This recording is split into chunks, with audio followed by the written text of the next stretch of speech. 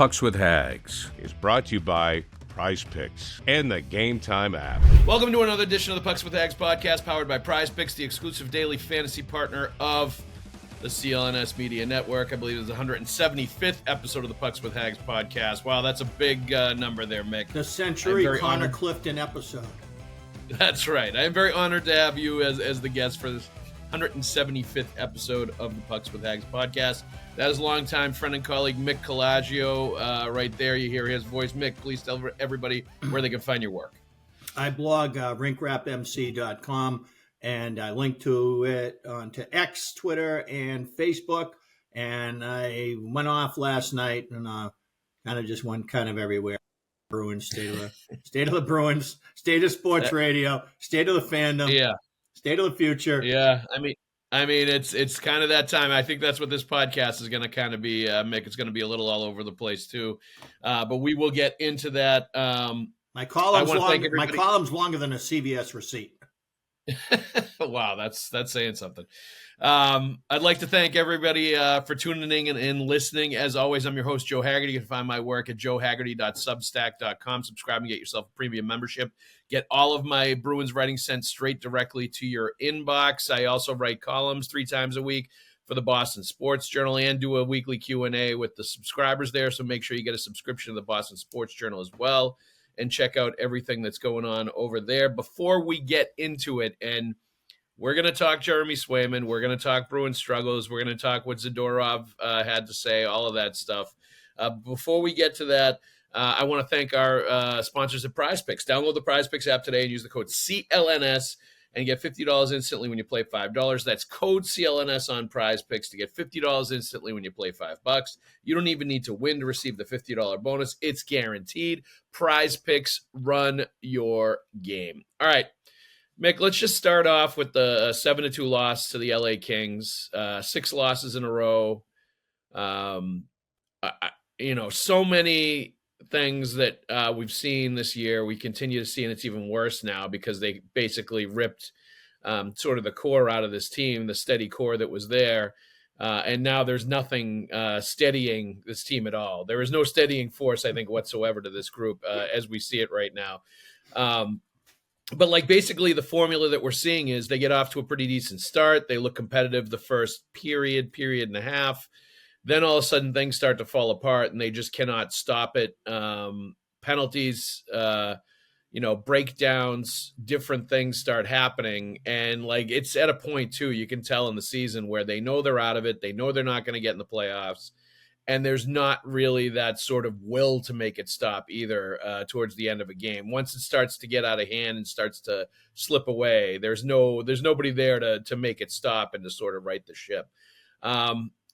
In essence, what I've mentioned a few times is I think what we're seeing. It's the Boston Red Sox when they're 15 games out in September, playing meaningless baseball, just playing out the string, knowing they're not going to be in the playoffs. That's essentially where the Bruins are right now and have been for a little while. And I think, after they won those 2 games coming out of the trade deadline, reality slapped them upside the head, and they know now where they are and what the rest of the season is. And they're basically playing for jobs and sort of it's almost like a funeral dirge for the rest of the season before it finally ends. Just your take on what you've seen out of the last few games and this just really horrendous West Coast trip that they're in the middle of right now. Probably the utter absence of the typical feel-good moments that come with garbage time. Prospects get called up, score first NHL goals, career milestone may be achieved. A little something happens, a little micro surge within the team of a certain line or player, something that makes you feel like, hey, we're going to be okay next year. We're going to do this and this in the summer, and this is going to be all right. The Bruins are nowhere near that right now. They're kind of they're falling into a well and their hands are greasy. And it's a bad time of it right now. This team has managed to check just about every single statistical and anecdotal box that a team can check during the course of a season to scream from the mountaintops that we are not a good hockey team. They've managed to keep doing it inside of games, inside of weeks, inside of road trips, it's just they've played that role. If they're good in the first, they suck in the second. If they get off to a slow start, so why can't they do it for 60 minutes? Well, when the Bruins were all that in a bag of chips, it's their opponents that couldn't do it for 60 minutes because good teams push. And when they push, you have to bend and not break. The Bruins have been broken into a million pieces this year. So that's the feeling. It's hard to watch these games. I'm looking for something good.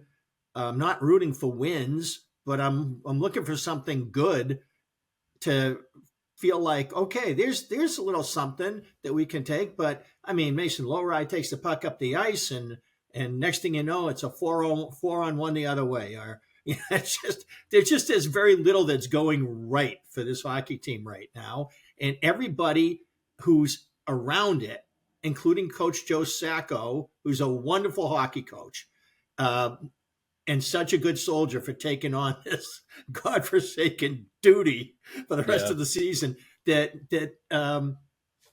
it's hard to be around it because it you can catch the disease. It can reflect on you to a point that it affects the identity that you take going forward. Yes, I laugh because this makes me think of The Natural, where that guy comes in and speaks to the team and goes, losing is a disease, like the bubonic plague or polio. When they're in the middle of that losing stretch at the beginning of the before Roy Hobbs starts hitting home runs, and they have that guy, that motivational speaker, come in, and he says that like multiple times, and the players are all like rolling their eyes, like, get this guy out of here. But that's exactly what it made me think of.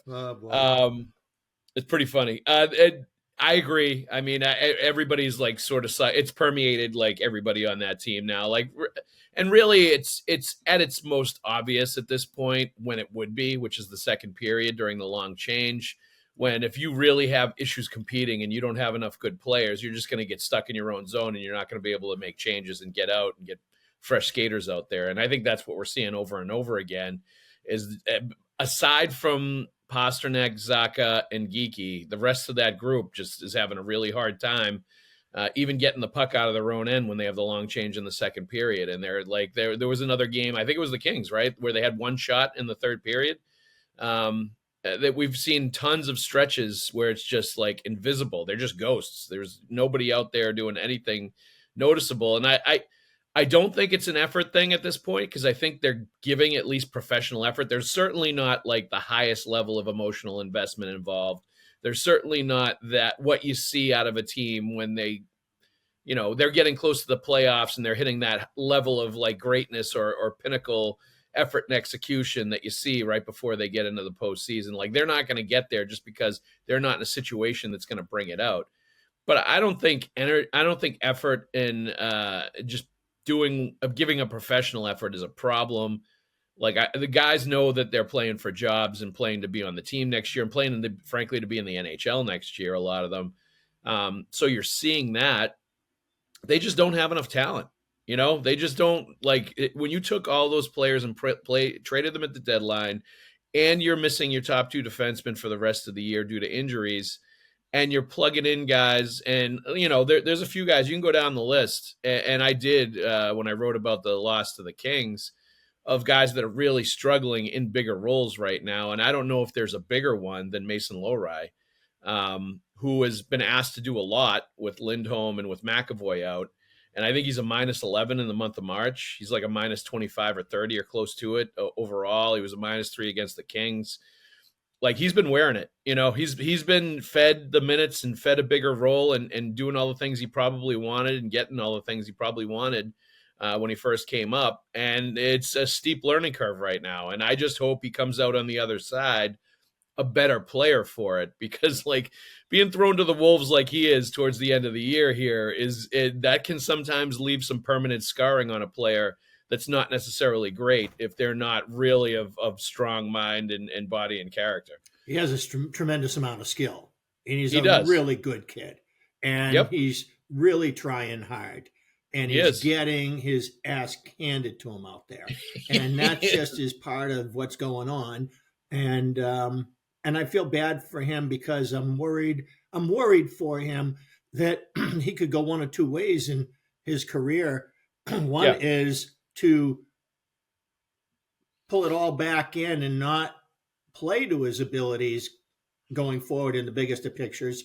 So Right. far, he's Get really not wilting. conservative. He continues to go after it. So even though he's leading with his jaw, it's good to see him, go forward, press on, and keep on trying. That said, he also needs to understand that this isn't what the rest of your career is going to look like, except with better results. There's going to have to be much better application of aggression and good sound positioning when the opponent has the puck in his end, instead of trying to act like I'm on the power play, just get me the puck back and we'll go. You know what I mean? So, Sean Hutchin of the fourth period pointed this out to me earlier in the season before the bottom fell out, that he thinks that they should consider making him a forward. Well, I guess he was young in his career before he. Yes. So, because that's such a hard thing to do. And Sean is such an upscale hockey guy as a coach, a ref in his career. His son's a very accomplished coach. And I'm thinking, okay, tell me more about why you think this is doable. And so I tried to get at it with him. And what he explained to me basically is that when looking at the positioning of his skates and his stick, he's thinking too much about offense while the opponent has the puck in his end of the rink. If you're not on the power play, that shouldn't be anywhere near your mind. And unfortunately, he's gotten so hell-bent on being a good transition player, or explosive one at least, that his defensive game just hasn't been good this year. And so they need to really work at it with him in order to keep him from becoming, a sideshow. Yeah. Or like a cautionary tale of a guy that never quite figured it out defensively to the point where he could be a serviceable defenseman playing top 4 minutes, or B, like you said, go into such a conservative shell at some point based on getting burnt so much that he loses some of that, risk-taking ability. There's a couple of different ways it could go that would not be great. I don't see the second one happening where he's going to change his game and get conservative or stop taking risks. I don't think he's got that mindset. I think he's got it in him. And he came up reared as a guy that's going to try to push the envelope offensively, and that's just who he is. But he's going to have to learn, like you said, that especially if you're playing top 4 minutes and you're playing against other really good players, the offensive players that are going to exploit you if you give them an opening, you really need to be thinking about what your duties are in the D zone first before thinking offense and thinking pushing the other way and thinking just go. There's a balance there that needs to be struck. And it's going to be interesting with him because I think we talk about the confidence and we talk about his unshakable approach and how he continues to play that way. I think some of that is stubbornness too. I think some of that is not thinking he knows what he needs to do to be at his best or to be effective, and maybe not thinking that some of that stuff is what he needs to do. And that part is going to be interesting to watch. Whether he's willing to change some of those things or whether he's not willing to change some of those things, and he thinks it's baked into the cake for his success and his approach to the game and how he does things. And, I assume that he's going to develop into something that's going to be very, very good for the Bruins just based on the skill set he brings to the table and based on, what he's shown offensively that he can do on the back end, which I think is very high end and certainly the most high end of anybody on this team. I continue to think he should be the guy running the point on the power play, the top power play, even when McAvoy is healthy and back. He's the guy that should be there. And he'll get better as experience and time goes on. He still makes some mistakes that are damaging at the point when he's doing things.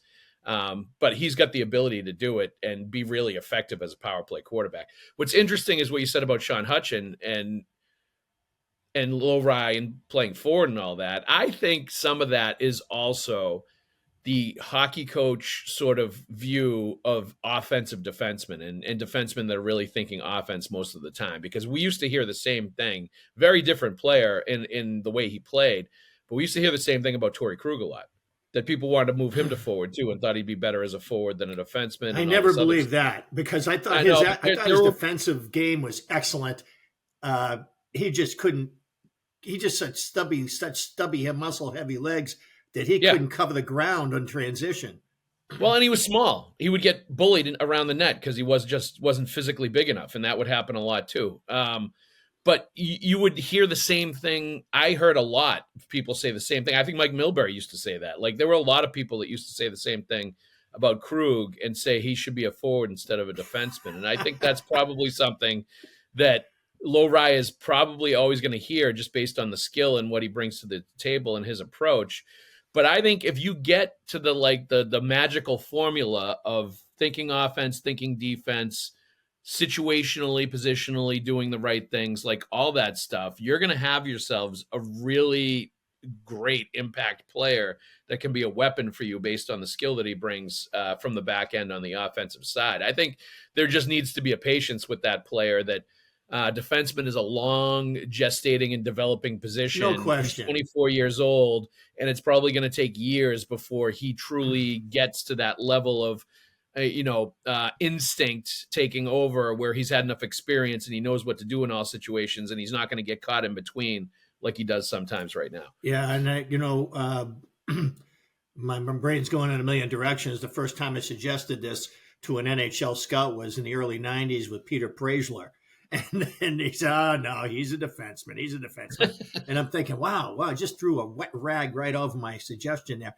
Well, you know what? Some people, that's what they are. And you have to work with that and not try to reinvent it, because you don't want to deal with it. Oh, boy, it's so oversimplifying. To take the risk out of the game by putting him on a perimeter position. And that way you can just work his magic over there. And whatever good is already in the attacking zone, or at least in the middle of the rink, yada, yada.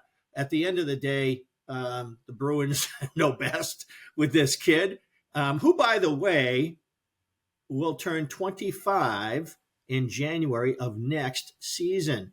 I'd feel a lot better about this conversation if he was 21, 22 at the most. But, he's at a point here where he's about to reach the sweet spot of his athletic prime. And at that point, you're always hoping that a player will have harnessed his abilities and his talent into, and minimize risk so that you're not developing at that. But I realized that in a 32-team hockey league, could it be 36 someday? I hope not. That you're developing later into a player's career. You get later bloomers now. Especially defensemen. I think defensemen are later developing than forwards. Question. Like, I really think the prime of a defenseman is the late 20s, not the mid. Wow, hey, look at Raymond Bourque. He really should have won the Hart in 89-90. That was his 29-year-old season. Yep. And he was a first-team All-Star as an 18, 19-year-old rookie. So that's there's a lot of guys I can think of like that. I think Jakub Zboril minus the ACL probably would have become one of those 32-year-old defensemen who would be a great Olympic player, and then NHL teams would be trying to get him to patch holes.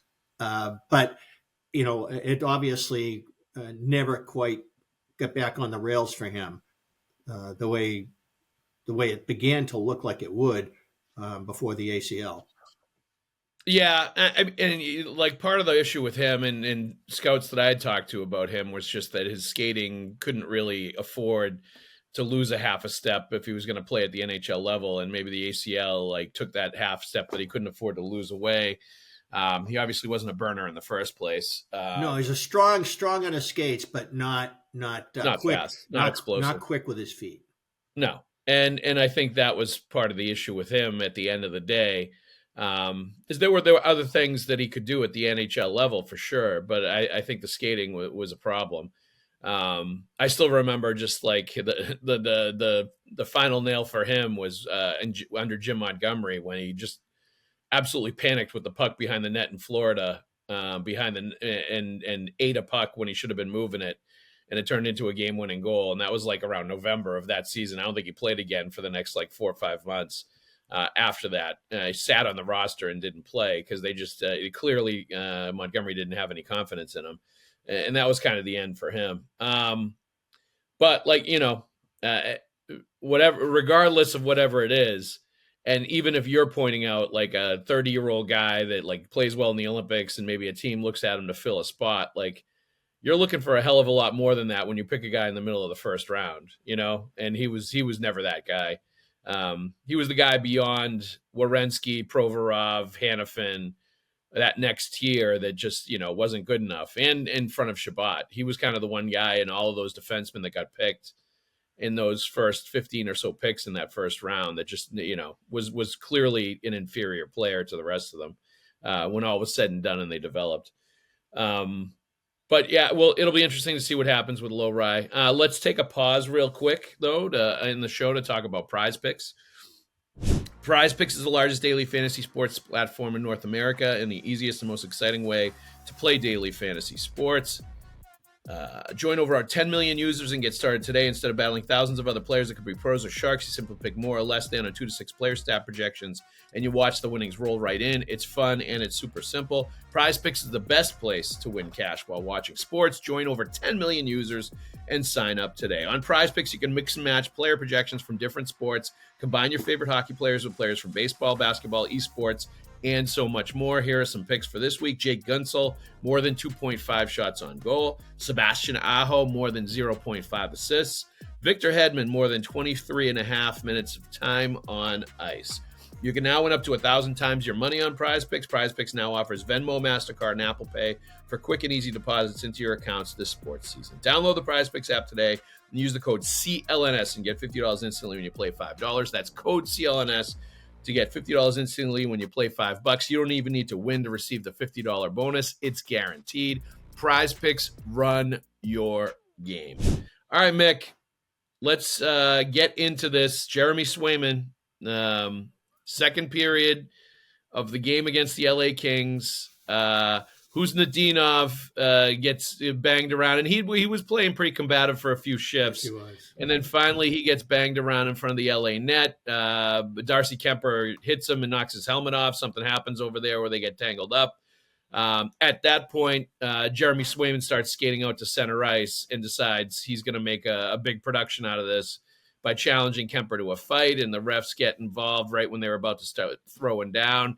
Like, part of me credits Swayman for at least doing something, right? Like, he was emotionally trying to do something, like, says he was trying to stand up for his teammates. I think on some level you have to take that for what it is and believe that. And he's done that a few times before. He still has not gotten into a fight, but he's been looking for it on multiple occasions. So all of that, it's for what you were talking about in a lost portion of the Bruins season where there is nothing to really watch. There's no joy in Mudville. There's not much going on here right now.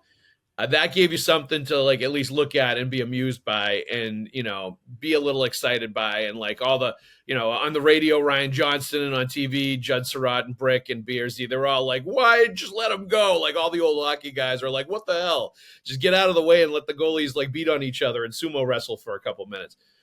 So that part of it, it would have been a fun little sort of interlude to what's becoming a really just a drudge here at the end of the year for the Boston Bruins.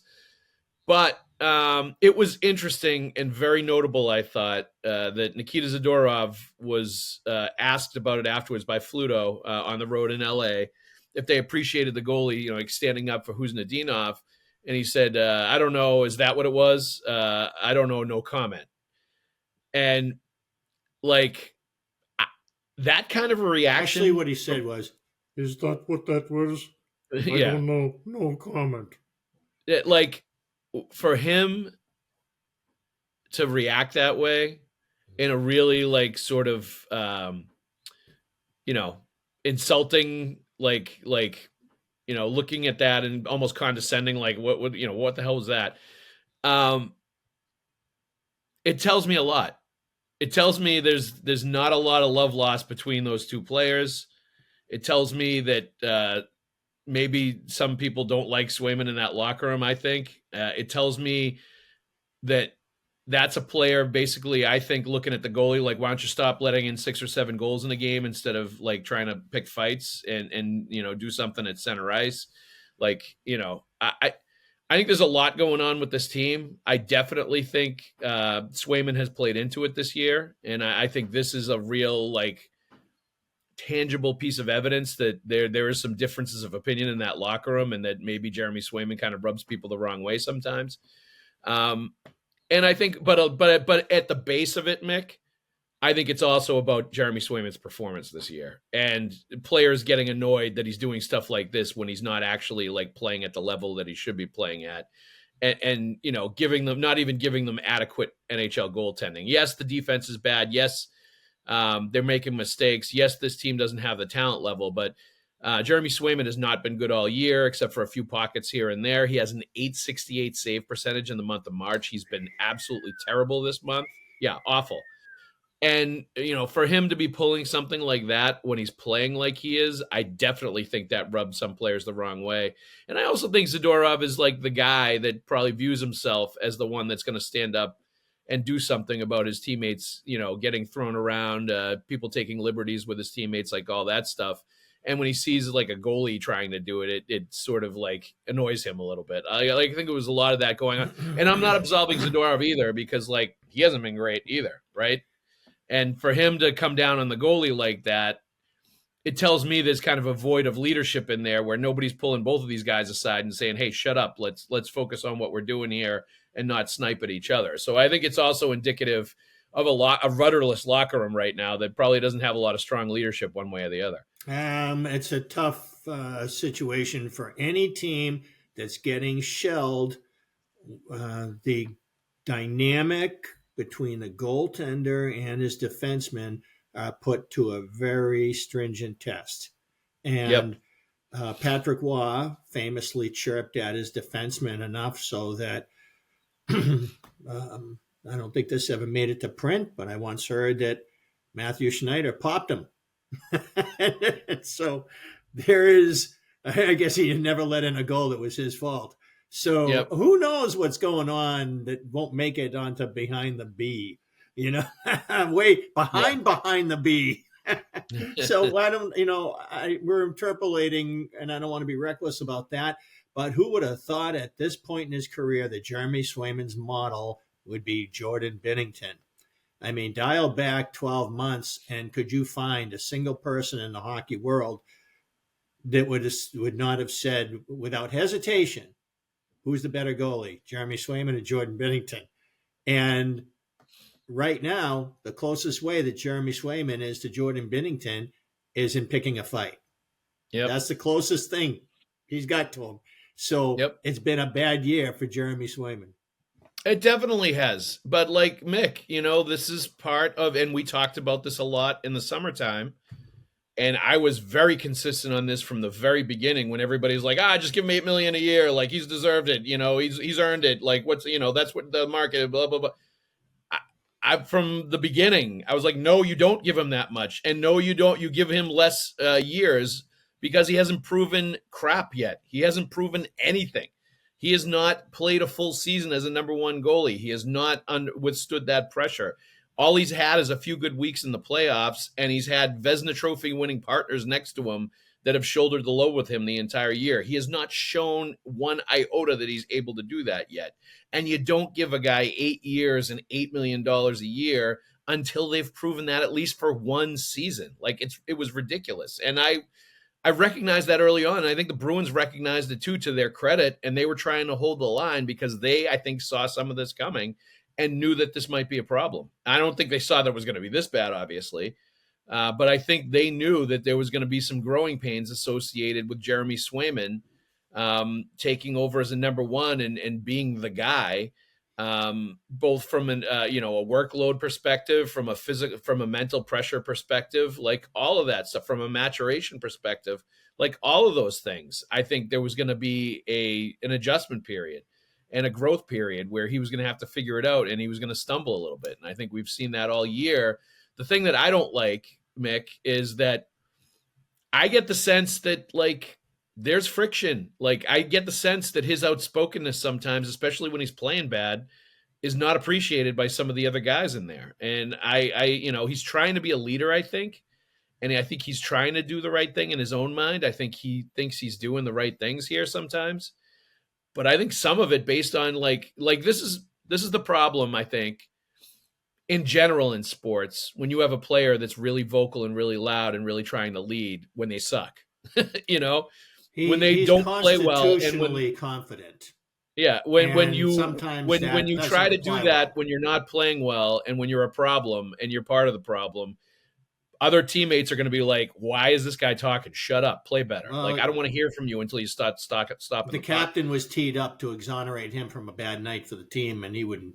And he took it as an opportunity to park Swayman into the lock, stock, and barrel of everything that had gone wrong.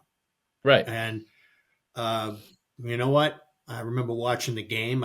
Can't tell you which opponent it was or what night or anything, but I can remember watching that game and thinking that I would not have asked that question, but I kind of believed what the reporter believed, that he made some really great saves to keep it from getting really crazy. And but in Marshall, I'm thinking like, wow, boy, that was kind of interesting that he didn't take any opportunity. He didn't take that opportunity to talk about the game that Swayman played in any positive light. And then I Yep. realized later on that, something, I think from Marchand's end, it was about we all win together, we all lose together. And he always kept the big picture in mind as captain of this team. And I think that's part of what made him a very good captain. I think he gets a lot of crap for what went wrong this year as far as leadership goes. I don't think that I thought he was a very good captain. And it's in terms of how it intersected with what our job is and anything I could see. Um, that said, and yeah, expression of confidence doesn't apply well to situations when it's not accompanied by performance. And in Swayman's case, he's so constitutionally confident that he's so resolved to maintain that straightforward, no, I'm great. It's this, it's going to get done. And you want him to be able to be that supremely confident. Uh, but in the midst of this absolute spaghetti bowl of disaster that this season has become in so many major and minor ways and dimensions, it falls on deaf ears. And I'm sure that other players feeling the stress probably don't like it. And it also feels like a little bit of a false confidence too, when it's like, when it's the performance matched with the way, the things he says and the way he goes about it. Like there's almost a fake it till you make it element of that confidence from a player like that when he's playing the way he has been, the way he is. Like I think at a certain point, you need to shut your mouth and just say like the right things and say like, and sort of go about your business and not be so outspoken about stuff if you're not playing well. Like you've got to read the room and understand, like at a certain point, if your performance isn't backing up, like what you're saying and being so outspoken about stuff, that you need to dial it back a little bit until you've until the performance has risen back up to where it needs to be. And I think there's a self-awareness there that you kind of need to have as a teammate in any sport. Can't wait for when next all that post stuff is game, going Haggs. He's on. going to stop talking to us now. What's that? Can't wait for next post game. He's going to stop talking to us now and prove you right. No, I don't mean like not say anything. I mean like not be taking my ball and my bat and I'm going home. No, I mean not being so like, braggadocio about stuff or so like cocksure with the confidence about everything. You know what I mean? Like you need to have there needs to be an element of self-awareness like to all of that, I think, because I understand what's going on. And this goes back to like when they played Florida in the playoffs. That's when I first traced this from Swayman a few years ago, where they were very down. The Bruins were after a playoff loss to Florida.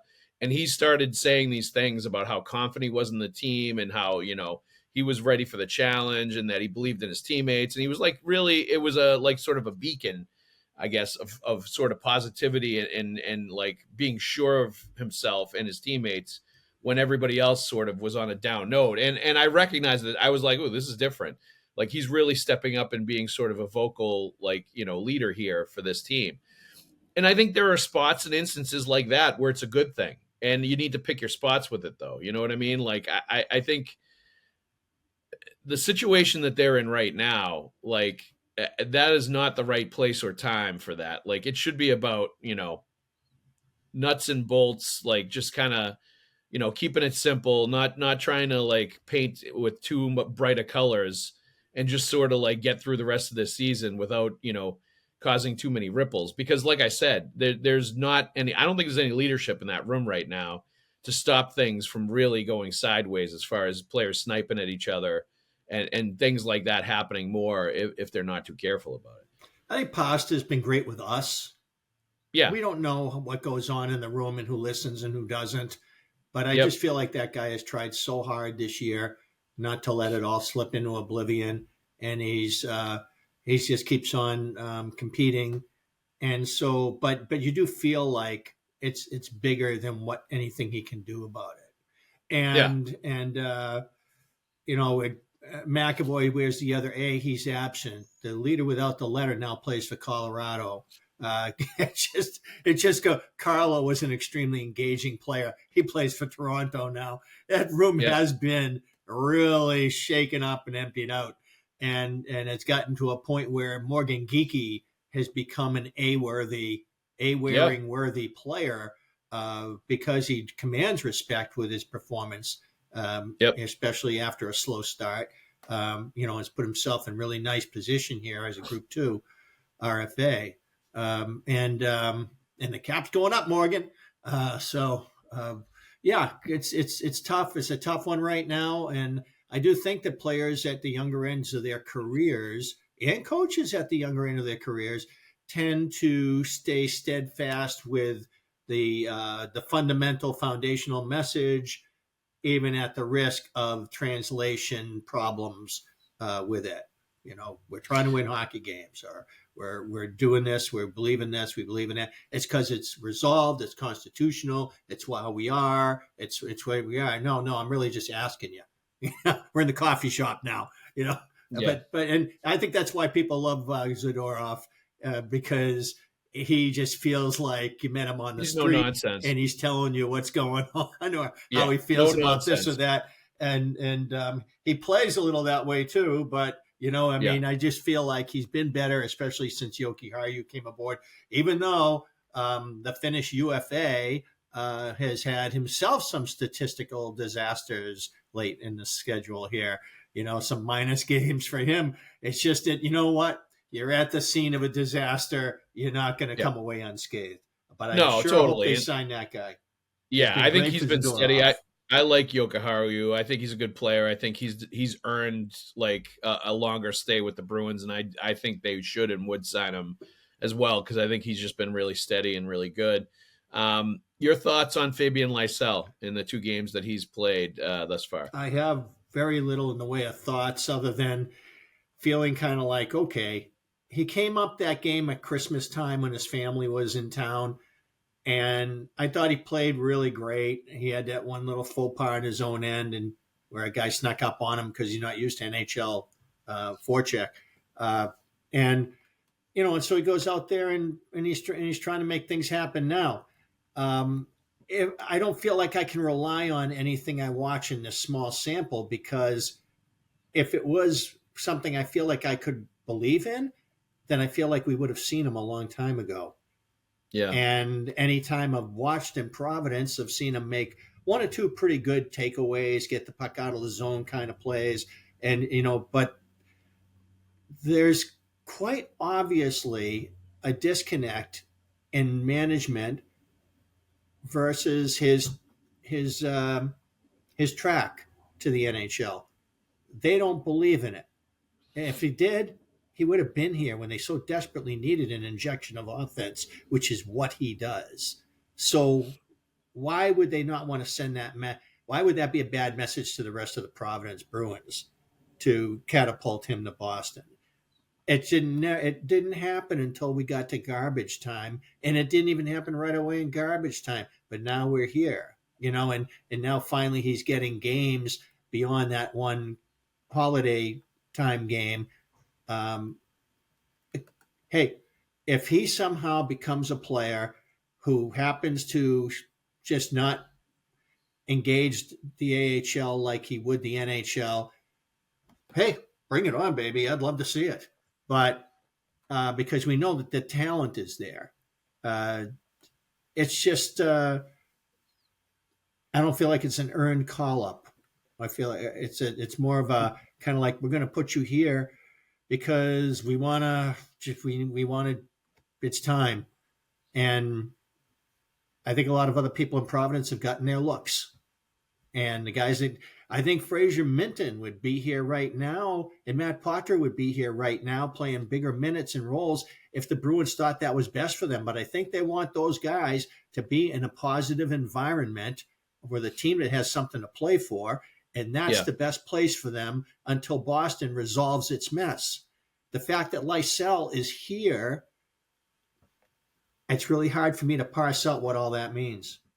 Well, it means that it's kind of the crossroads for Lysell, I think. They need to get a read on him and at least get him some NHL games. Maybe he plays well, ups his value to potentially trade him in the offseason as some kind of a chip. Like, I think all of that stuff is in play. And I'll be honest with you, like, I think he's been okay.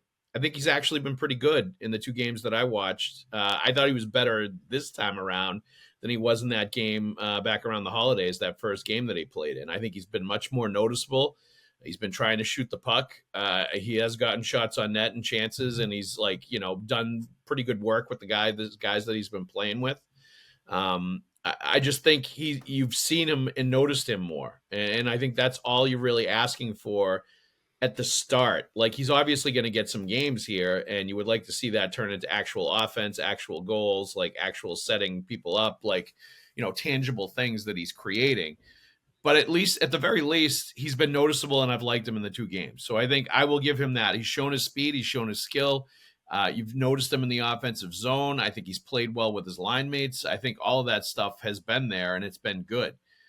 Does that change the way I think about him long-term with the Bruins? No, I still think he's not a guy that's going to be with the Bruins long-term. I think he ends up being traded or moving on to another organization when that makes sense for both sides.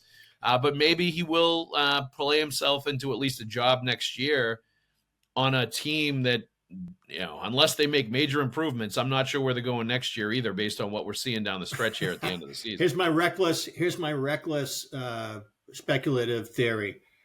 They couldn't trade Lysell at the deadline because because opponents were saying, why wasn't he in the NHL with you when you couldn't score?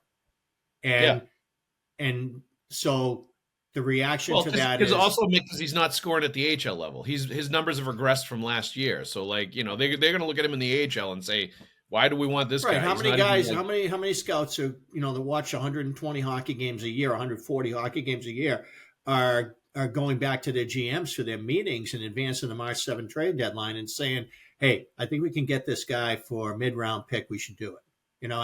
I mean, how many are doing that? How many are making that report? And I think that if teams said, you know what, if we saw more of him in the NHL, we might have considered it.